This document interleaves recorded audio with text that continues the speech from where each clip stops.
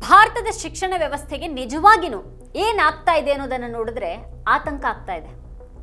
ಕಳೆದ ಒಂದು ದಶಕದಲ್ಲಿ ಸುಮಾರು 94,000 ಸರ್ಕಾರಿ ಶಾಲೆಗಳನ್ನು ಮುಚ್ಚಲಾಗಿದೆ.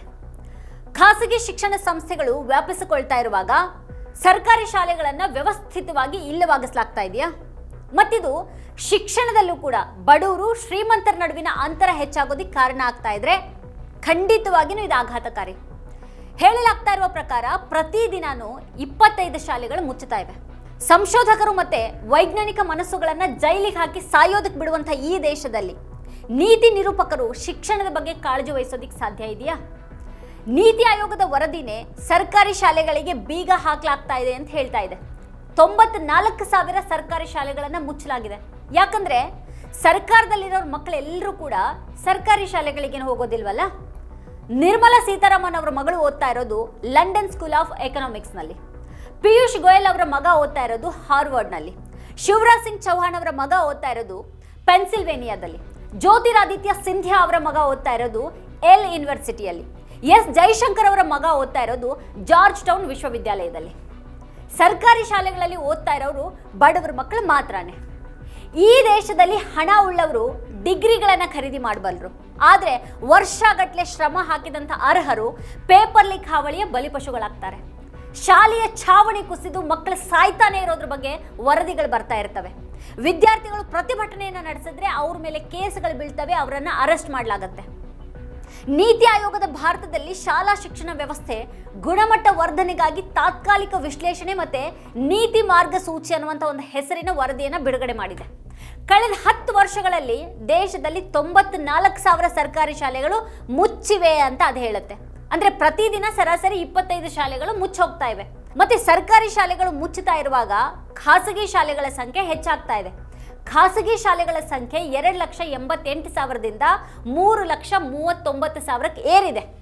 ಸರ್ಕಾರಿ ಶಾಲೆಗಳನ್ನು ಮುಚ್ಚೋ ಮೂಲಕ ಸರ್ಕಾರ ತನ್ನ ಜವಾಬ್ದಾರಿಯಿಂದ ನುಣುಚಿಕೊಳ್ತಾ ಇದೆ. ಎಲ್ಲವನ್ನ ಖಾಸಗಿ ಅವರ ಕೈಗಳಿಗೆ ಹಸ್ತಾಂತರಿಸೋದಕ್ಕೆ ಪ್ರಯತ್ನ ಪಡ್ತಾ ಇದೆ. ಹಾಗಾದ್ರೆ ಇದಕ್ಕೆ ಏನು ಕಾರಣ? ನಮ್ಮಲ್ಲಿನ ವ್ಯವಸ್ಥೆಯಲ್ಲಿ ಪ್ರಾಥಮಿಕ ಶಾಲೆಗಳಲ್ಲಿ 1ರಿಂದ 5ನೇ ತರಗತಿಗಳನ್ನು ಕಲಿಸಲಾಗುತ್ತೆ.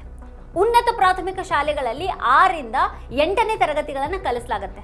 ನಂತರ ಮಾಧ್ಯಮಿಕ ಶಾಲೆ ಅಥವಾ ಪ್ರೌಢಶಾಲೆಯಲ್ಲಿ 9 ಮತ್ತು 10ನೇ ತರಗತಿಗಳನ್ನು ಕಲಿಸಲಾಗುತ್ತೆ. ಹಿರಿಯ ಮಾಧ್ಯಮಿಕ ಶಾಲೆಯಲ್ಲಿ 11 ಮತ್ತು 12ನೇ ತರಗತಿಗಳನ್ನು ಕಲಿಸಲಾಗುತ್ತೆ. 2014-15ರಲ್ಲಿ ಹಿರಿಯ ಪ್ರಾಥಮಿಕ ಶಾಲೆಯಿಂದ ಪ್ರೌಢಶಾಲೆಗೆ ಹೋಗುವಂಥ ಮಕ್ಕಳ ಪ್ರಮಾಣ 91.58% ರಷ್ಟಿತ್ತು. ಮತ್ತು 2024-25ರಲ್ಲಿ ಈ ಪ್ರಮಾಣ 86.6%ಕ್ಕೆ ಇಳಿದಿದೆ ಅಂತ ವರದಿ ಹೇಳುತ್ತೆ. ಅಂದರೆ ಶಾಲೆಯನ್ನು ಬಿಡುವಂಥ ಮಕ್ಕಳ ಸಂಖ್ಯೆ ಹೆಚ್ಚಾಗ್ತಾ ಇದೆ. ಮಾಧ್ಯಮಿಕ ಹಂತ ತಲುಪ್ತಾ ಇದ್ದ ಹಾಗೇನೆ ಶುಲ್ಕ ಹೆಚ್ಚಾಗ್ಬಿಡುತ್ತೆ. ಶಾಲೆಯನ್ನು ಬಿಡುವಂಥ ಪ್ರಮಾಣ 11.5% ತಲುಪುತ್ತೆ. ಯಾಕಂದ್ರೆ ಪ್ರತಿಯೊಬ್ಬರು ಕೂಡ ತಮ್ಮ ಮಕ್ಕಳನ್ನ ಖಾಸಗಿ ಶಾಲೆಗಳಲ್ಲಿ ಓದಿಸೋದಕ್ಕೆ ಆರ್ಥಿಕವಾಗಿ ಶಕ್ತರಾಗಿಲ್ಲ. ಬಡ ರೈತರು ಮತ್ತೆ ಕಾರ್ಮಿಕರು ತಮ್ಮ ಮಕ್ಕಳನ್ನ 5ನೇ ತರಗತಿಯ ನಂತರ ಕೆಲಸಕ್ಕೆ ಸೇರಿಸ್ತಾರೆ. ತಿಂಗಳಿಗೆ 8ರಿಂದ 10,000 ಗಳಿಸುವಂತ ಒಬ್ಬ ವ್ಯಕ್ತಿ ತನ್ನ ಮಗುವನ್ನ ಖಾಸಗಿ ಶಾಲೆ ಕಳಿಸೋದಕ್ಕೆ ಸಾಧ್ಯ ಆಗತ್ತಾ? ಖಾಸಗಿ ಶಾಲೆಗಳಲ್ಲಿ ಶುಲ್ಕ ಕಟ್ಟೋದು ತಡ ಆಗ್ಬಿಟ್ರೆ ಮಕ್ಕಳನ್ನ ಹೊರಗೆ ನಿಲ್ಲಿಸ್ತಾರೆ. ಈ 10 ವರ್ಷಗಳಲ್ಲಿ ಶಾಲೆ ಬಿಡುವಂಥ ಮಕ್ಕಳ ಸಂಖ್ಯೆ ಹೆಚ್ಚಾಗಿರುವಾಗ ಆ ರೀತಿ ಶಾಲೆ ಬಿಟ್ಟಂಥ ಮಕ್ಕಳು ಎಲ್ಲಿಗೋದ್ರು? ಯಾಕೆ ವಿದ್ಯಾರ್ಥಿಗಳ ಸಂಖ್ಯೆ ಕಡಿಮೆ ಆಗ್ತಾ ಇದೆ? ಈ ಕುಸಿತಕ್ಕೆ ಸರ್ಕಾರ ಹಲವಾರು ಕಾರಣಗಳನ್ನು ಹೇಳುತ್ತೆ. ಪೋಷಕರು ಮಕ್ಕಳನ್ನ ಖಾಸಗಿ ಶಾಲೆಗೆ ಕಳಿಸ್ತಾ ಇದ್ದಾರೆ ಅಂತ ಸರ್ಕಾರ ಹೇಳುತ್ತೆ. ಜನನ ಪ್ರಮಾಣ ಕುಸಿತಾ ಇದೆ ಅಂತ ಹೇಳಲಾಗ್ತಾ ಇದೆ. ಈಗ ಕಡಿಮೆ ವಿದ್ಯಾರ್ಥಿಗಳಿರುವಂಥ ಶಾಲೆಗಳನ್ನು ಹತ್ತಿರದ ಇತರ ಶಾಲೆಗಳೊಂದಿಗೆ ವಿಲೀನ ಮಾಡಲಾಗುತ್ತೆ. ಗ್ರಾಮೀಣ ಮತ್ತು ಬುಡಕಟ್ಟು ಪ್ರದೇಶಗಳಲ್ಲಿನ ಮಕ್ಕಳು ಶಾಲೆಗೆ ಹೋಗೋದಕ್ಕೆ ಹೆಚ್ಚು ದೂರ ಆದರೆ ಪ್ರಯಾಣ ಮಾಡಬೇಕಾದಾಗ ಅದು ಅನೇಕ ಮಕ್ಕಳ ಶಿಕ್ಷಣಕ್ಕೆ ಅಡ್ಡಿಯಾಗುತ್ತೆ. ಉತ್ತರ ಪ್ರದೇಶ ಮತ್ತು ಮಧ್ಯಪ್ರದೇಶದಲ್ಲಿ ಮಾತ್ರನೇ ಕಳೆದ 10 ವರ್ಷಗಳಲ್ಲಿ ಸುಮಾರು 40,000 ಶಾಲೆಗಳನ್ನು ವಿಲೀನಗೊಳಿಸಲಾಗಿದೆ. ಉತ್ತರ ಪ್ರದೇಶದಲ್ಲಿ ಸುಮಾರು 27,000 ಪ್ರಾಥಮಿಕ ಶಾಲೆಗಳ ವಿಲೀನ ಮಾಡಲಾಗಿದೆ. ಇವು ಪ್ರಾಥಮಿಕವಾಗಿ 30ಕ್ಕಿಂತಲೂ ಕಡಿಮೆ ವಿದ್ಯಾರ್ಥಿಗಳಿರುವಂತಹ ಶಾಲೆಗಳಾಗಿದ್ವು. ಹಾಗಾದ್ರೆ ಈ 30ಕ್ಕಿಂತ ಕಡಿಮೆ ವಿದ್ಯಾರ್ಥಿಗಳು ಓದೋದಕ್ಕೆ ಸಾಧ್ಯ ಆಗದೆ ಇದ್ರೆ ಅವ್ರ ಕಥೆ ಏನು? ಹಾಗಾದ್ರೆ ಈ ವಿಲೀನಗಳಿಂದ ಖಾಲಿ ಆಗುವಂಥ ಕಟ್ಟಡಗಳನ್ನು ಬಾಲ್ವಾಡಿಗಳು ಅಥವಾ ಪೂರ್ವ ಪ್ರಾಥಮಿಕ ಶಾಲೆಗಳಾಗಿ ಪರಿವರ್ತಿಸಲಾಗುವುದು ಅಂತ UP ಸರ್ಕಾರ ಹೇಳಿಕೊಂಡಿದೆ. ಈ ವಿಲೀನಗಳ ವಿರುದ್ಧ ರಾಜ್ಯಾದ್ಯಂತ ಪ್ರತಿಭಟನೆಗಳು ನಡೆದವು. ಬಡವರು, ಮಧ್ಯಮ ವರ್ಗದವರು, ದಲಿತರು ಮತ್ತೆ ಬುಡಕಟ್ಟು ಸಮುದಾಯಗಳ ಮಕ್ಕಳು ಶಿಕ್ಷಣದಿಂದ ವಂಚಿತರಾಗ್ತಾರೆ ಅಂತ ಹೇಳಲಾಯಿತು. 2 ಲಕ್ಷಕ್ಕೂ ಹೆಚ್ಚು ಮಕ್ಕಳು ಶಿಕ್ಷಣದಿಂದ ವಂಚಿತರಾಗ್ತಾರೆ ಅಂತ ಪ್ರತಿಭಟನಾಕಾರರು ಹೇಳಿದ್ದಾರೆ. ಸರ್ಕಾರಿ ಶಾಲೆಗಳಲ್ಲಿ ಯಾರು ಓದ್ತಾರೆ? ಬಡವರು, ಕಾರ್ಮಿಕರು, ದಲಿತರು ಮತ್ತೆ ಬುಡಕಟ್ಟು ಜನಾಂಗದ ಮಕ್ಕಳು ಮಾತ್ರನೇ. ಈಗ ಪ್ರಾಥಮಿಕ ಶಾಲಾ ಪ್ರವೇಶಕ್ಕೆ ಕನಿಷ್ಠ ವಯಸ್ಸು 6 ವರ್ಷ ಅಂತ ಹೇಳಲಾಗಿದೆ. ದಶಕಗಳಿಂದ 5 ವರ್ಷ ವಯಸ್ಸನ್ನ ಮೊದಲ ತರಗತಿಗೆ ಮಾನದಂಡ ಅಂತ ಪರಿಗಣಿಸಲಾಗ್ತಾ ಇತ್ತು. ಜಾಗೃತಿ ಅಭಿಯಾನ ಇಲ್ಲದೆ ಇದನ್ನ ಜಾರಿಗೊಳಿಸೋದು ಬಡ ಮತ್ತೆ ಗ್ರಾಮೀಣ ಕುಟುಂಬಗಳಲ್ಲಿ ಗೊಂದಲಕ್ಕೆ ಕಾರಣ ಆಗಿದೆ. ಈಗ ಸರ್ಕಾರ 3 ರಿಂದ 6 ವರ್ಷ ವಯಸ್ಸಿನ ಮಕ್ಕಳಿಗಾಗಿ ಸರ್ಕಾರಿ ಅಂಗನವಾಡಿಗಳ ಮೂಲಕ ಶಿಕ್ಷಣವನ್ನ ನೀಡಬೇಕು. ಖಾಸಗಿ ಶಾಲೆಗಳು ಇದನ್ನ ವ್ಯವಸ್ಥಿತವಾಗಿ ಬಳಸ್ಕೊಳ್ತಾ ಇವೆ. ಖಾಸಗಿ ಶಾಲೆಗಳು ದಶಕಗಳಿಂದ ಈ ಆಟದಲ್ಲಿ ಮುಂಚೂಣಿಯಲ್ಲಿವೆ. ಅವು ಈಗಾಗಲೇ ಆಟದ ಶಾಲೆಗಳು, ಪ್ರೀ ನರ್ಸರಿ, ನರ್ಸರಿ ಮತ್ತೆ ಕಿಂಡರ್ ಗಾರ್ಡನ್ಗಳ ಮೂಲಕ ಇಂಥ ಒಂದು ವ್ಯವಸ್ಥೆಯನ್ನು ರೂಪಿಸಿವೆ. ಇದು ಖಾಸಗಿಯವರಿಗೆ ಆದಾಯದ ಮೂಲ ಆಗ್ಬಿಟ್ಟಿದೆ. ಸರ್ಕಾರಿ ಬಾಲ್ವಾಡಿಗಳು ಖಾಸಗಿಯವರ ಸೌಕರ್ಯದೊಂದಿಗೆ ಸ್ಪರ್ಧೆ ಮಾಡೋದಕ್ಕೆ ಸಾಧ್ಯ ಆಗ್ತಾ ಇಲ್ಲ.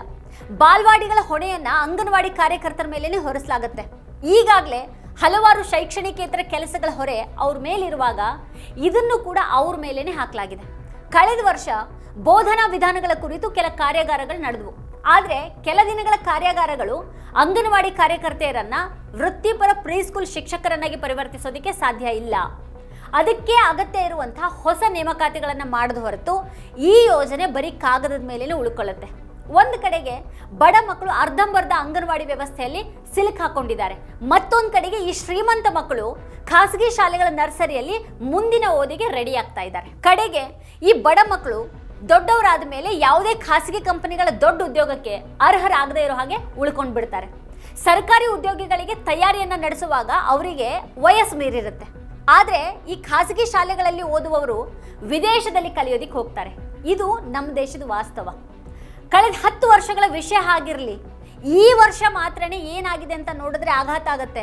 2025-26 ಡೇಟಾವನ್ನೇ ನೋಡಿದ್ರೆ ಒಂದೇ ವರ್ಷದಲ್ಲಿ ದೇಶಾದ್ಯಂತ ಒಟ್ಟು 4791 ಶಾಲೆಗಳನ್ನು ಮುಚ್ಚಲಾಗಿದೆ. ಈ ಶಾಲೆಗಳಲ್ಲಿ ಅರ್ಧಕ್ಕಿಂತನೂ ಹೆಚ್ಚು ಅಂದರೆ ಸುಮಾರು 2426 ಶಾಲೆಗಳು ಮಧ್ಯಪ್ರದೇಶದಲ್ಲಿನೇ ಇದ್ವು. ಇವತ್ತು ಅಲ್ಲಿ ಡಬಲ್ ಎಂಜಿನ್ ಸರ್ಕಾರ ಅಧಿಕಾರದಲ್ಲಿದೆ. ಇದರ ನಂತರ ತೆಲಂಗಾಣದಲ್ಲಿ 1392 ಶಾಲೆಗಳು ಮತ್ತೆ ಪಶ್ಚಿಮ ಬಂಗಾಳದಲ್ಲಿ 568, ಆಂಧ್ರ ಪ್ರದೇಶದಲ್ಲಿ 474, ತಮಿಳುನಾಡಿನಲ್ಲಿ 369 ಮತ್ತೆ ಕರ್ನಾಟಕದಲ್ಲಿ 281 ಮತ್ತೆ ಹಿಮಾಚಲ ಪ್ರದೇಶದಲ್ಲಿ 266 ಶಾಲೆಗಳು ಮುಚ್ಚಿವೆ. ಕರ್ನಾಟಕದಲ್ಲೂ ಕೂಡ ಸರ್ಕಾರಿ ಶಾಲೆಗಳ ಸ್ಥಿತಿ ಚೆನ್ನಾಗಿಲ್ಲ. ಮೂಲಭೂತ ಸೌಲಭ್ಯಗಳ ಕೊರತೆ ಇದೆ. ಶಿಕ್ಷಕರ ಕೊರತೆ ಇಲ್ಲಿ ದೊಡ್ಡ ಸಮಸ್ಯೆಗಳಾಗಿವೆ. ಇನ್ನು ಈ ನಡುವೆ LKG ಯಿಂದ PU ವರೆಗೆ ಒಂದೇ ಕಡೆ ಕಲಿಯುವಂತಹ ಕರ್ನಾಟಕ ಪಬ್ಲಿಕ್ ಶಾಲೆಗಳು ಶುರುವಾದ ಬಳಿಕ ಕುಸಿತಾ ಇದ್ದಂತಹ ವಿದ್ಯಾರ್ಥಿಗಳ ಸಂಖ್ಯೆ ಹೆಚ್ಚಾಗ್ತಾ ಇದೆ ಅನ್ನುವಂಥ ವರದಿಗಳಿವೆ. ಇತ್ತೀಚೆಗೆ ಮಧ್ಯಪ್ರದೇಶ ಹೈಕೋರ್ಟ್ನ ಇಂದೋರ್ ಪೀಠ ಒಂದು ಸಾರ್ವಜನಿಕ ಹಿತಾಸಕ್ತಿ ಅರ್ಜಿಯ ವಿಚಾರಣೆಯನ್ನು ನಡೆಸಿತು. ಇಲ್ಲಿ 1895 ಸರ್ಕಾರಿ ಶಾಲೆಗಳಿವೆ. ಅಲ್ಲಿ ಒಬ್ಬ ಶಿಕ್ಷಕರು ಇಲ್ಲ. ಅಂದ್ರೆ ಶಾಲಾ ಕಟ್ಟಡ ಇದೆ, ಆದ್ರೆ ಕಲಿಸೋದಕ್ಕೆ ಯಾರು ಇಲ್ಲ. ಅಲ್ಲಿ 3400 ಶಾಲೆಗಳಲ್ಲಿ ಶೌಚಾಲಯ ಸೌಲಭ್ಯ ಕೂಡ ಇಲ್ಲ. ಮತ್ತೆ ಸುಮಾರು 10,000 ಶಾಲೆಗಳಲ್ಲಿ ವಿದ್ಯುತ್ ಇಲ್ಲ. ಅದೇ PIL ರಾಜ್ಯದಲ್ಲಿ ಮಂಜೂರಾದ ಸುಮಾರು 2,89,000 ಬೋಧಕ ಹುದ್ದೆಗಳಲ್ಲಿ ಸುಮಾರು 40% ಅಂದ್ರೆ 1,15,678 ಹುದ್ದೆಗಳು ಖಾಲಿ ಬಿದ್ದಿವೆ ಅಂತ ಹೇಳಿದೆ. ಉತ್ತರ ಪ್ರದೇಶದಲ್ಲೂ ಕೂಡ ಇದೇ ಪರಿಸ್ಥಿತಿ ಇದೆ. ಲಕ್ಷಾಂತರ ಖಾಲಿ ಹುದ್ದೆಗಳಿವೆ. ಮಧ್ಯಪ್ರದೇಶದಲ್ಲಿ ಪ್ರತಿ 10 ಬೋಧನಾ ಹುದ್ದೆಗಳಲ್ಲಿ 4 ಹುದ್ದೆಗಳು ಖಾಲಿನೇ ಇವೆ. ಕೆಲ ಶಾಲೆಗಳಲ್ಲಿ ವಿದ್ಯಾರ್ಥಿಗಳಿಲ್ಲ, ಆದರೂ ಕೂಡ ಅಲ್ಲಿ ಶಿಕ್ಷಕರನ್ನ ನಿಯೋಜಿಸಲಾಗಿದೆ. ಸಂಪನ್ಮೂಲಗಳ ಹಂಚಿಕೆ ತುಂಬಾನೇ ಅಸ್ತವ್ಯಸ್ತವಾಗಿದೆ ಅನ್ನೋದು ಇಲ್ಲಿ ಸ್ಪಷ್ಟ ಆಗುತ್ತೆ. ಕೆಲ ಶಾಲೆಗಳಲ್ಲಿ ಶಿಕ್ಷಕರು ಸುಮ್ಮನೆ ಕೂತ್ಕೊಳ್ತಾರೆ, ಆದರೆ ಇತರ ಶಾಲೆಗಳಲ್ಲಿ ಮಕ್ಕಳು ಶಿಕ್ಷಕರಿಗಾಗಿ ಕಾಯ್ತಾ ಇದ್ದಾರೆ. ಈ ವರದಿ ಬಿಡುಗಡೆ ಮಾಡಿರುವಂತಹ ಅದೇ ನೀತಿ ಆಯೋಗನೇ 2023ರಲ್ಲಿ ಶಾಲೆಗಳ ವಿಲೀನವನ್ನ ಅಧಿಕೃತವಾಗಿ ಶಿಫಾರಸ್ ಮಾಡಿತು. 2014-15ರಲ್ಲಿ ಮೋದಿ ಪ್ರಧಾನಿಯಾದ ತಕ್ಷಣನೇ ಕೆಲ ರಾಜ್ಯಗಳು ಈಗಾಗಲೇ ವಿಲೀನವನ್ನ ಜಾರಿಗೆ ತಂದಿದ್ವು. ಮತ್ತೆ ಆ ಎಲ್ಲಾ ರಾಜ್ಯಗಳಲ್ಲಿ ಡಬಲ್ ಎಂಜಿನ್ ಸರ್ಕಾರಗಳು ಇದ್ವು. ಫಲಿತಾಂಶ ಏನು ಅಂತ ಅಂದ್ರೆ ಇವತ್ತು 94,000 ಶಾಲೆಗಳು ಮುಚ್ಚಿವೆ. ಇಲ್ಲಿ ಗಮನಿಸಲೇಬೇಕಾದಂತಹ ಇನ್ನೊಂದು ಪ್ರಮುಖ ಅಂಶ ಏನು ಅಂತ ಅಂದ್ರೆ ಈ ಶಾಲೆಗಳಲ್ಲಿ ಸುಮಾರು 73% ಶಾಲೆಗಳು BJP ಅಧಿಕಾರದಲ್ಲಿರುವಂತಹ ರಾಜ್ಯಗಳಲ್ಲಿನ ಶಾಲೆಗಳಾಗಿವೆ. ಈ ಸರ್ಕಾರಕ್ಕೆ ಶಿಕ್ಷಣದ ಬಗ್ಗೆ ಇರುವಂತಹ ಕಾಳಜಿ ಅದು ಎಂಥದ್ದು ಅನ್ನೋದನ್ನ ನಾವಿಲ್ಲಿ ಅರ್ಥ ಮಾಡ್ಕೊಳ್ಳೋದಿಕ್ಕೆ ಇದಿಷ್ಟು ಸಾಕು ಅಂತ ಅನ್ಸುತ್ತೆ. ವೀಕ್ಷಕರೇ, ಈ ಕುರಿತು ನಿಮ್ಗೆ ಏನು ಅನ್ಸುತ್ತೆ, ಏನು ಅಭಿಪ್ರಾಯ ಇದೆ ಅದನ್ನು ವಿಡಿಯೋ ಕೆಳಗಡೆ ಕಮೆಂಟ್ ಮಾಡಿ ನಮಗೆ ತಿಳಿಸಿ. ಇದೇ ಹೊತ್ತಿನ ಸ್ಪೆಷಲ್ ನೋಡ್ತಾ ಇರಿ ವಾರ್ತಾಭಾರತಿ. ನೀವಿನ್ನೂ ವಾರ್ತಾಭಾರತಿ ಯೂಟ್ಯೂಬ್ ಚಾನಲನ್ನು ಸಬ್ಸ್ಕ್ರೈಬ್ ಮಾಡಿಲ್ಲ ಅನ್ನೋದಾದರೆ ಈ ಕೂಡಲೇ ಸಬ್ಸ್ಕ್ರೈಬ್ ಮಾಡಿ, ಹಾಗೆ ಪಕ್ಕದಲ್ಲೇ ಇರುವಂಥ ಬೆಲ್ ಐಕಾನ್ನ ಪ್ರೆಸ್ ಮಾಡಿ ನಮ್ಮನ್ನು ಪ್ರೋತ್ಸಾಹಿಸಿ. ನಮ್ಮ ಕಾರ್ಯಕ್ರಮಗಳನ್ನ ನೀವು ನೋಡ್ತಾ ಇದ್ರೆ ನಮ್ಮ ಚಾನೆಲ್ ಅನ್ನ ಸಬ್ಸ್ಕ್ರೈಬ್ ಮಾಡಿ, ಪಕ್ಕದ ಬೆಲ್ ಐಕಾನ್ ಒತ್ತಿ ನಮ್ಮನ್ನ ಬೆಂಬಲಿಸಿ. ಹಾಗೆ ನಮ್ಮ ಕಾರ್ಯಕ್ರಮಗಳನ್ನ ಲೈಕ್ ಮಾಡಿ, ಕಮೆಂಟ್ ಮಾಡಿ, ಅದನ್ನ ಬೇರೆಯವರಿಗೂ ವಾಟ್ಸ್ಆಪ್ ಮೂಲಕ ಶೇರ್ ಮಾಡಿ.